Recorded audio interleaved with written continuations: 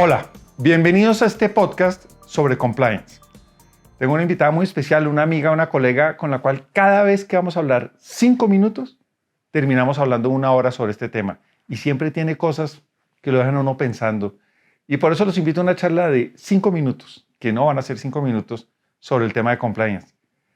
Muchísimas gracias, Raquel. Bienvenida a esta charla de colegas, de amigos sobre el tema de compliance. A ti, gracias por la invitación. Bueno, esta es una persona que no solamente sabe de compliance, sino tiene un libro. Y yo admiro mucho a las personas que no solamente hablan, saben, sino son capaces de poner todo lo que saben y quieren compartirlo y lo escriben. ¿Por qué escribiste un libro sobre compliance? ¿De dónde sacaste tiempo? ¿Cómo se te ocurrió? Esto de hablar como de propósito, me gusta.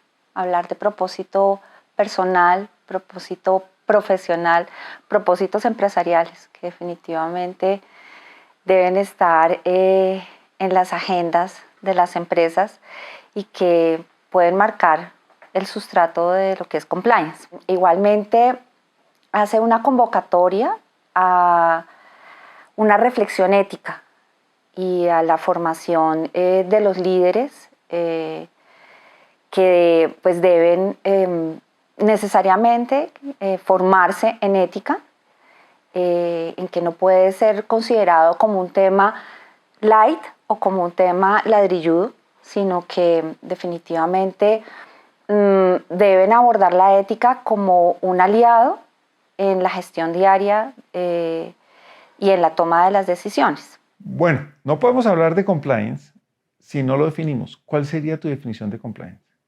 La definición que propongo en el libro es que se trata de una disciplina o de un mecanismo que organiza, articula, integra buenas prácticas empresariales, enfocado principalmente a prevenir que sucedan conductas irregulares o delitos y que tienen un impacto sancionatorio a nivel penal o criminal o administrativo, pero que igualmente provoca o convoca a un sustrato ético que debe estar presente en el comportamiento de quienes precisamente gestionan este mecanismo. Entonces, una persona como tú que escribe un libro, que saca unas ideas, que pone ahí en la discusión un aporte concreto, publica un libro y después, ¿qué pasa? ¿Qué dijo la gente? ¿Qué reacciones generó?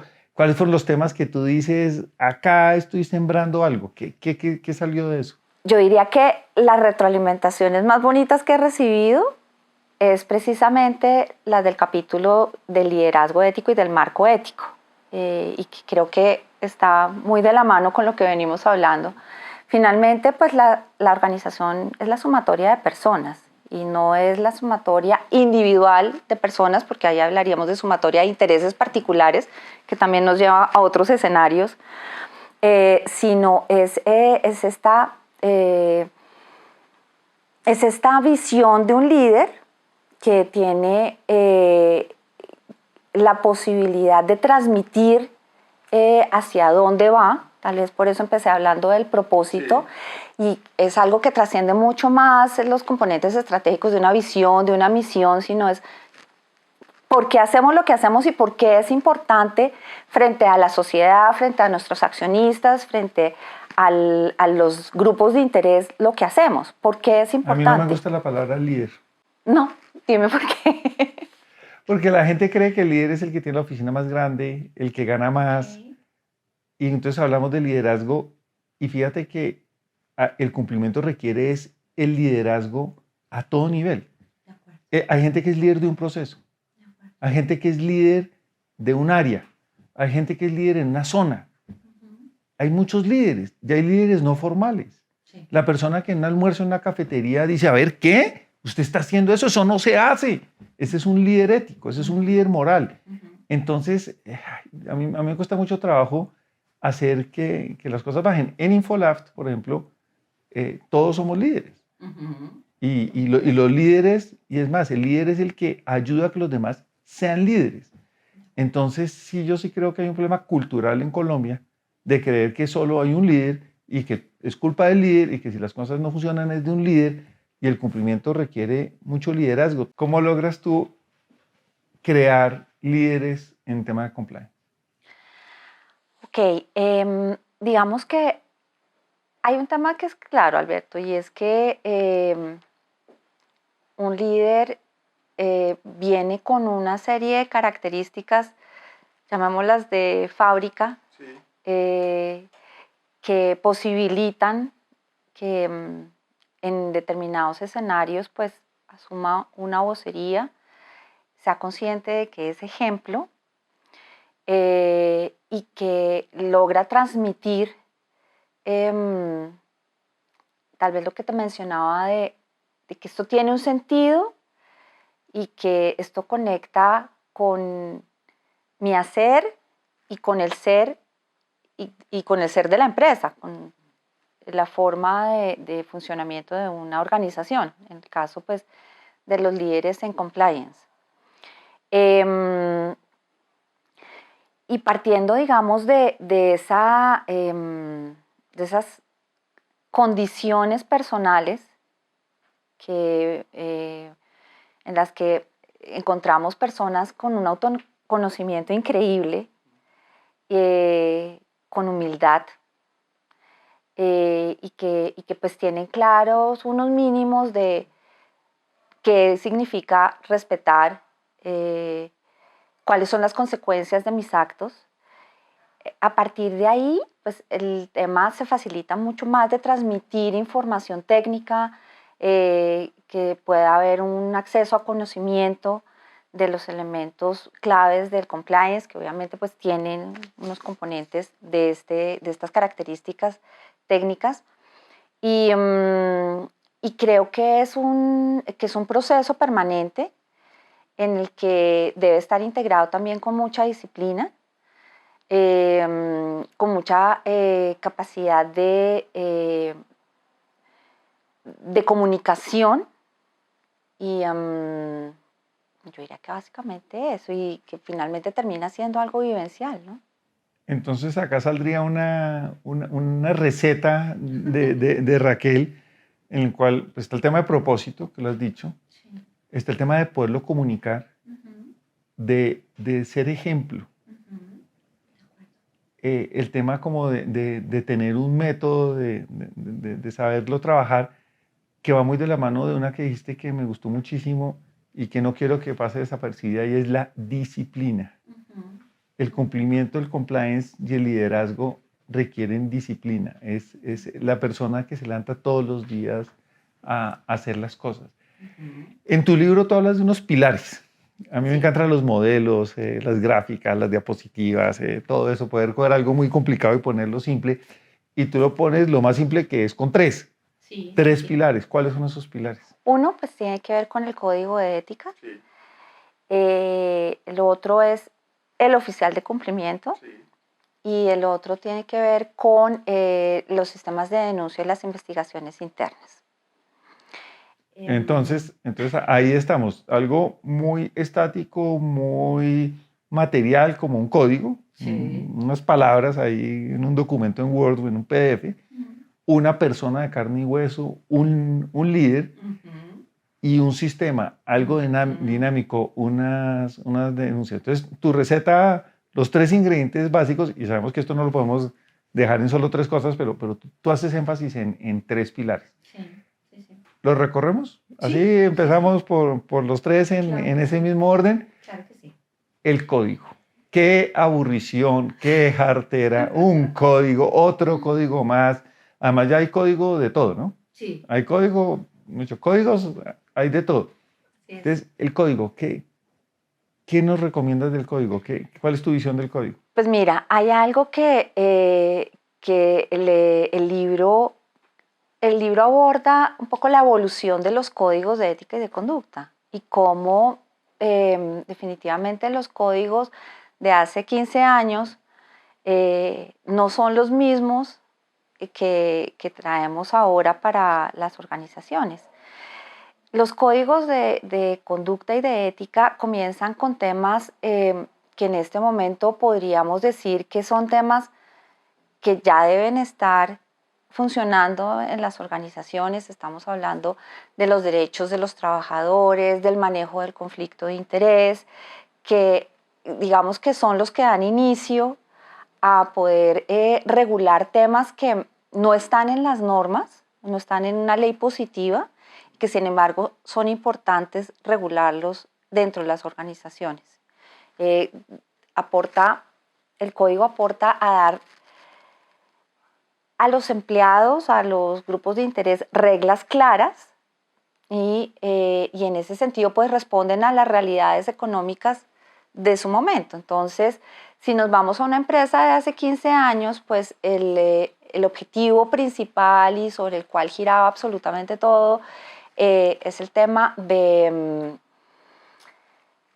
generar valor a los accionistas. El accionista era el protagonista y pues tenía que cuidarse y propenderse por responder a ese objetivo principal.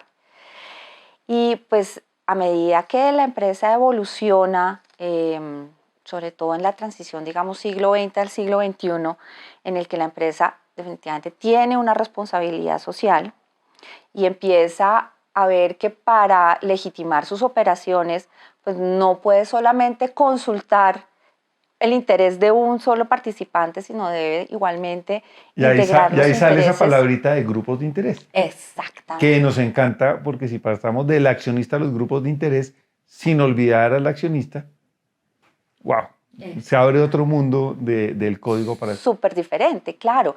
Y al consultar los intereses y al cuidar qué impactos tienes con esos grupos de interés, por supuesto tienes que regular muchos más aspectos. Claro.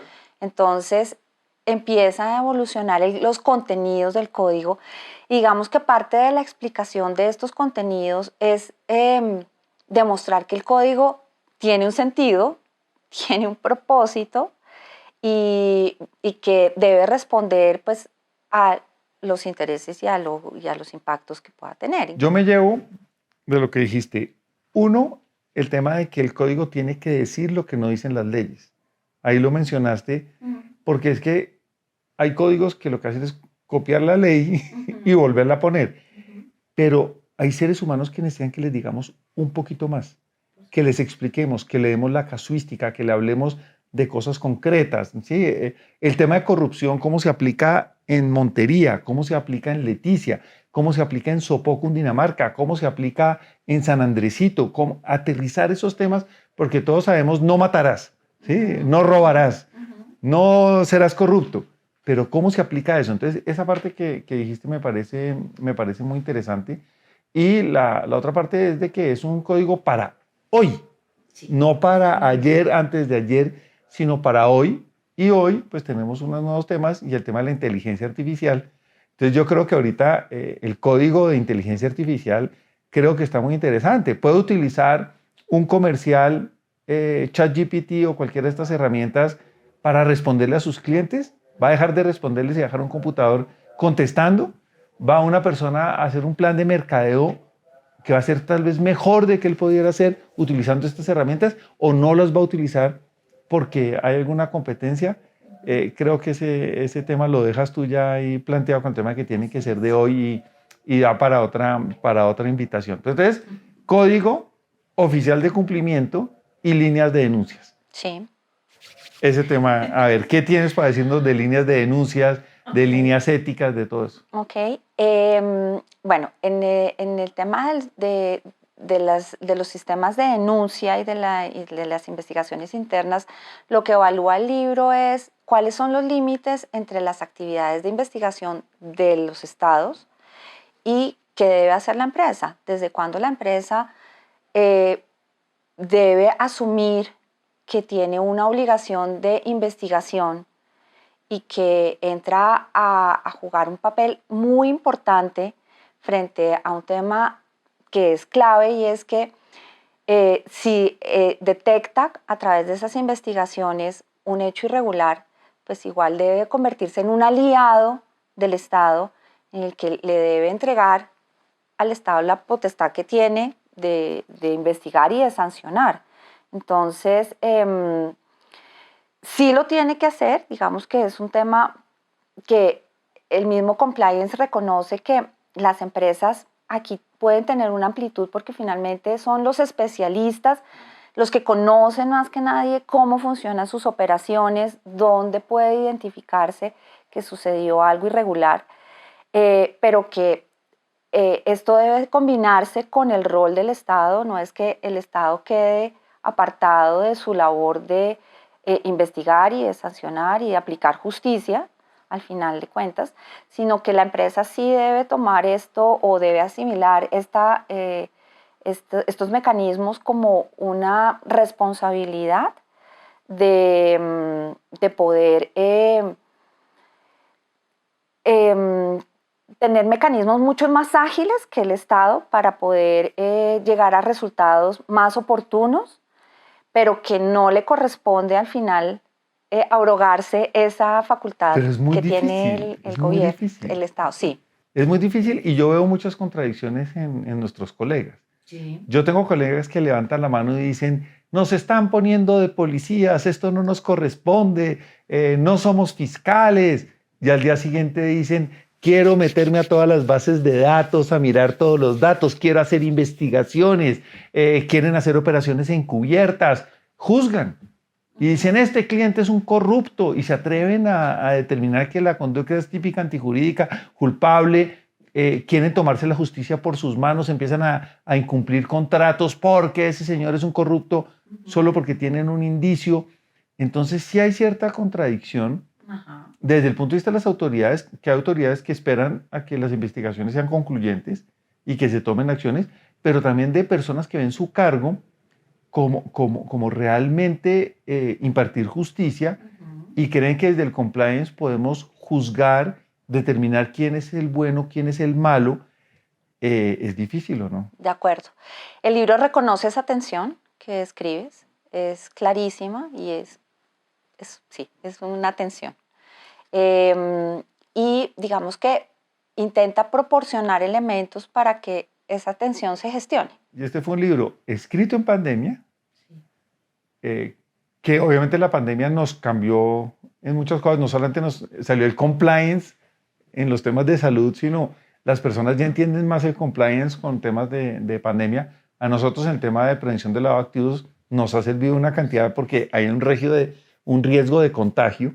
Entonces, esto tiene que ver con pandemia y tú ves la pandemia como una oportunidad y también una amenaza de globalización, ¿es verdad? Pues digamos que la pandemia sí nos llevó a replantear muchos temas, entre esos la globalización, que la veíamos como un resultante de lo que estábamos hablando, de lo que tú claramente describías, y es cómo estas reglamentaciones, guías, estándares supranacionales o incluso de otros países que tienen unos estándares más altos a nivel legal, pues terminan siendo más aplicables que la misma legislación local. Y ahí yo veo que hay que recordar que el compliance, y esto es parte como del esfuerzo también del libro en el entendimiento, su origen es claramente surge de un sistema que es un poco ajeno al nuestro, un sistema legal que es el common law, en el que toda esta coexistencia de estándares de referentes pueden perfectamente coexistir, articularse, integrarse, que no sucede en sistemas legales tan rígidos como el sistema continental, que es en la mayoría de los países en general en el mundo, ¿no? Entonces, sí ha requerido que la asimilación del compliance en sistemas legales rígidos como el continental, pues lleve al reconocimiento de otras figuras y que también pues haya un esfuerzo por parte de todos los que nos dedicamos a esto de poder armonizar lo que viene desde afuera, estos referentes y estos estándares, por supuesto, con la ley local. De hecho, la misma ley local nos está ayudando, el reconocimiento positivo de tantas figuras que eran ajenas al sistema jurídico y pues planteó un tema clarísimo y es el tema de la responsabilidad penal de la persona jurídica. Terminamos en ese tema. Siempre llega uno al tema de la responsabilidad penal de la persona jurídica. Pues es nuestro tema preferido y digamos que muchos sistemas muchos países, perdóname, de tradición del sistema continental, pues ya relativizaron el principio de que las sociedades no delinquen. Yo creo que el compliance se vuelve maduro cuando los sistemas legales tienen figuras que castigan penalmente esas conductas. Yo creo que el compliance es mejor práctica hasta que tiene consecuencias penales. Y las empresas se vuelven más serias cuando tiene consecuencias penales. Entonces, en Colombia ya hay compliance serio, ¿no es cierto? Sí, estamos en el camino. Digamos que no hemos llegado al total reconocimiento de la responsabilidad penal de las personas jurídicas, como se ha pasado en España, en Chile, en México, en Perú.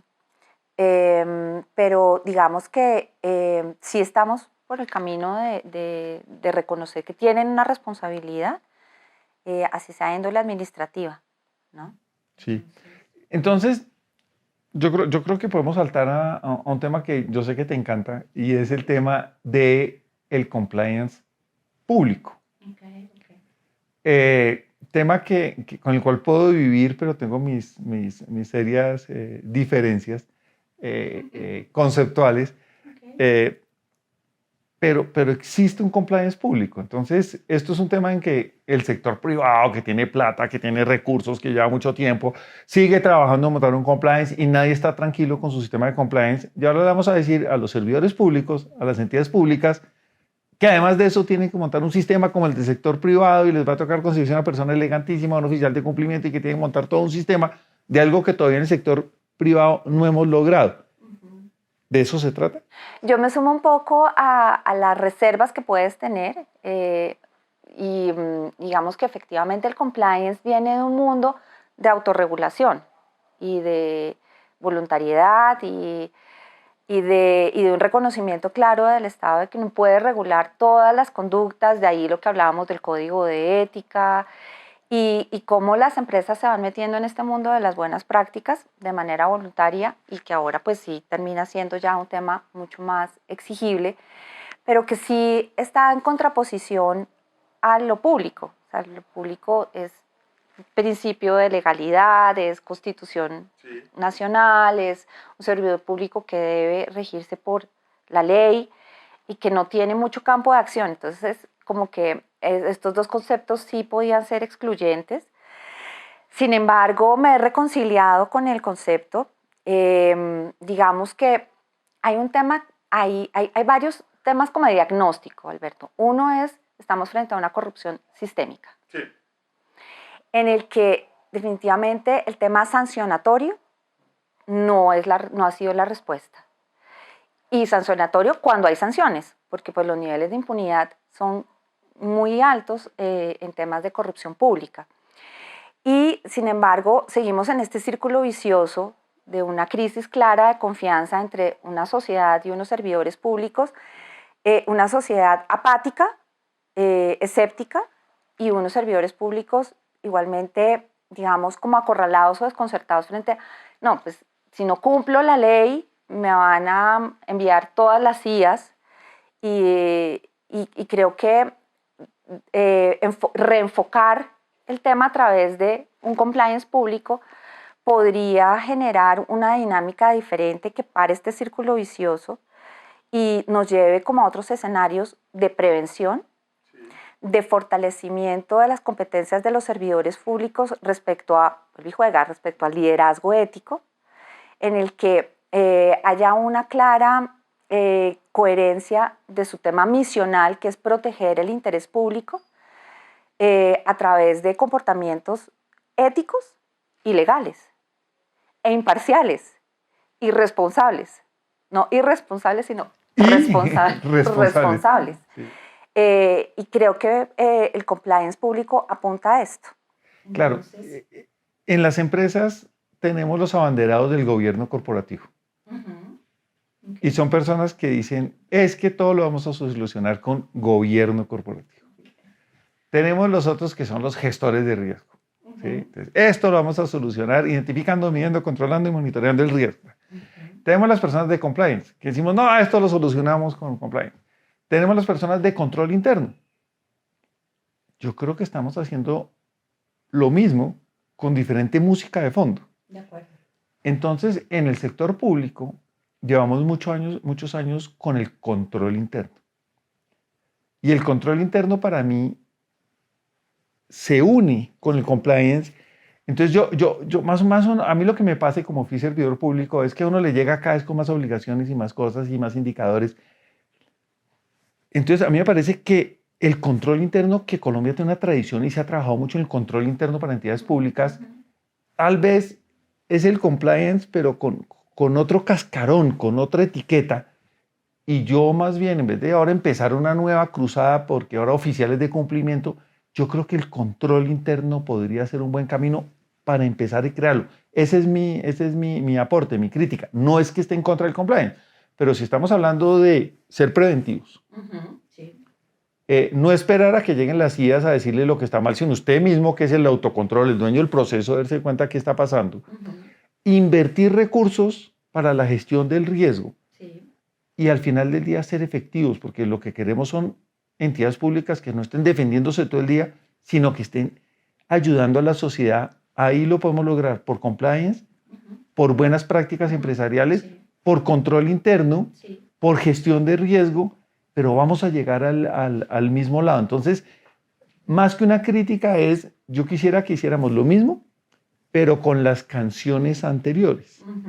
Que también está pasando en los temas del sector financiero, que estamos aprendiendo la canción del Sarlat y llevamos tiempo con el Sarlat y ahora nos están hablando de unos nuevos temas y yo quisiera que los volviéramos a hablar con la música de fondo anterior. Pero estamos de acuerdo, lo que tú dijiste es prevención, es autocontrol, es gestión, es ética, pero al final del día cumplir el propósito de las entidades públicas, que no es protegerse, porque hay entidades públicas que hoy en día le están haciendo todo es para protegerse, porque tienen unos riesgos muy grandes. Entonces, ¿nos tienes alguna sorpresa en esos temas de compliance público? ¿Vamos a algún lado o vamos a quedarnos con esto? ¿Cuál es el futuro ahí? Ok, pues digamos que el libro, la nueva edición. ¿Cómo así? ¿Nos tenías una chiva? ¿Cuál es la chiva? ¿Cuál es el titular?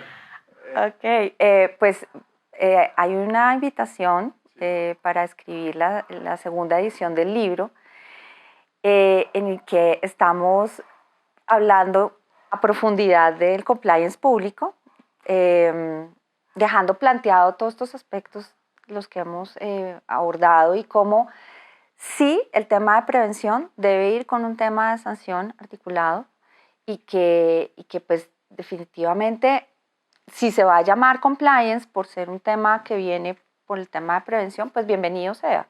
Y creo que sí hay una oportunidad en las entidades para poder fortalecerlo, incluso a través de los mismos modelos de gestión que traen, ¿no? Y de integrarlos en, pues en todo el sistema de planeación y de dirección de las entidades públicas. Pero entonces, Sí se abre un capítulo. yo sigo con el tema del libro. Vamos a tener un nuevo libro que va a ser diferente, va a haber un avance, va a ser lo mismo actualizado. ¿Cómo va a ser ese libro? Pues mira, yo lo estoy tomando como que hay una serie de temas que son de obligatorio abordaje en este momento, y la idea es que esto marca como una nueva hoja de ruta en el que el libro no es diferente, simplemente quiero dejar a lo largo de los capítulos pertinentes esas finas puntadas que están marcando esa nueva hoja de ruta, en el que la pandemia nos aceleró una serie de procesos, hablar de sociedad digital, hablar de una policrisis que enfrenta el líder y que tiene que, es una invitación a fortalecer todas estas competencias de las que hemos hablado, hablar del compliance público, por supuesto que es parte de lo que quiero hacer dentro del el planteamiento del modelo para aportar a otros actores, en este caso del sector público. Dejamos muchos temas para otras oportunidades, pero yo no quiero terminar sin que hablemos de la efectividad del sistema. ¿Para qué sirven estos sistemas? ¿Cómo lo medimos? ¿Y cómo hacer para lograr eso que llamamos la efectividad? Ok, mira que hay algo ahí importante, y es que que incluso los mismos referentes lo mencionan, y es que el hecho de que se materialicen los riesgos, se cometan conductas irregulares, no quiere decir que un programa no haya sido efectivo. Al contrario, cuando no pasan cosas, y eso se lo decimos a muchos oficiales de cumplimiento, preocúpese. El sistema de compliance, parte de su efectividad está medido en que el sistema pueda retroalimentarse, el sistema pueda recibir información valiosa para gestionarla, para testearla, para mejorarlo. Y creo que a partir de esas actividades, pues se entiende que el programa está realmente funcionando. Es decir, esto es un parte de tranquilidad de que no vamos a evitar que las cosas sucedan, al contrario, si suceden y si las podemos gestionar adecuadamente porque los mecanismos del programa nos lo permiten hacer de una manera adecuada, nos permiten mejorarlo, pues ahí está la clave del funcionamiento, de la efectividad del programa. Entonces, ¿cómo medir el sistema? Hay que educar al gobierno corporativo para que lo pueda evaluar, porque si no, el sistema no va a ser bien tomado, pero también cómo hacer para que el oficial de cumplimiento también se obligue a ese círculo de virtuoso, de mejora continua. ¿Cómo medir nuestro trabajo? Pues mira, aquí hay un ingrediente importante que creo que lo hemos mencionado y es el tema de la disciplina. O sea, la permanente supervisión, el permanente monitoreo, pero por supuesto que tenemos que tener un gobierno corporativo que también asigne los recursos necesarios para que esto se vuelva realidad, porque pues si van a dejar una persona sola y aislada para que pueda hacer efectividad con muy pocas herramientas, desplegar efectividad con muy pocas herramientas, pues no va a suceder, no va a ser efectivo y no va a ser exitoso al final del día. Pienso que el compromiso de la alta dirección y el respaldo que debe tener se debe evidenciar en la asignación de recursos, en una buena elección de un oficial de cumplimiento, de darle la posibilidad de que integre equipos competentes y de que tenga la tecnología a su servicio, porque pues la tecnología no es un fin, sino un medio, claro. Para que pueda aplicar esa disciplina de una adecuada supervisión, un adecuado monitoreo, una adecuada detección y una adecuada retroalimentación y mejora del sistema. Bueno, como se dieron cuenta, 5 minutos se pasan muy rápido. Pudimos repasar en este tiempo con Raquel, una experta, una de las pocas mujeres que está escribiendo en este tema, una persona que está llenando unos espacios muy importantes en este sentido y por lo tanto yo creo que vale la pena que repasemos lo que ella nos trajo hoy. La importancia del liderazgo, la ética del oficial de cumplimiento, de su equipo, de las personas que están en esto. La documentación, el código, y el código no como un documento muerto, sino un documento vivo, que sea actual, que sea el de hoy. No es el de ayer, no es el de hace 15 años, es el código de hoy, el que dice, el que cierra la brecha entre esas normas abstractas y lo que se espera de las personas. Y también esos mecanismos como la línea de denuncia, la línea ética, esos mecanismos que vuelven que esto es actual. Eso con la promesa de un segundo libro que nos va a hablar y va a tratar de resolver esos problemas que existen para que el otro componente de esto, el sector público, sea efectivo, sea eficiente y pueda cumplir con ese precepto de ser ese ejemplo que no se va a meter en problemas y que no va a ser, digamos, un sector corrupto, un sector que va a tener señalamientos. Creo que este tema del compliance no se termina, esta charla no se termina y no solamente nos queda un próximo libro, sino nos quedan otras oportunidades para volver a hablar de ese tema. Raquel, muchísimas gracias. A ti, muchas gracias por la invitación. Los esperamos próximamente en estas charlas sobre los temas que nos interesan a todos los que gestionamos riesgo y hacemos cumplimiento.